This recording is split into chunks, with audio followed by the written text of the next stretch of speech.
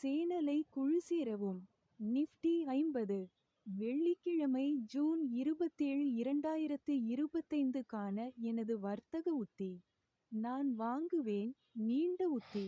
25550 புள்ளிகளுக்கு மேல் வாங்கவும். முதல் இலக்கு 25650, இரண்டாவது இலக்கு 25886. இழப்பை நிறுத்து. 25525. நான் விற்பேன். குறுகிய உத்தி. 25550 புள்ளிகளுக்கு கீழே விற்கவும்.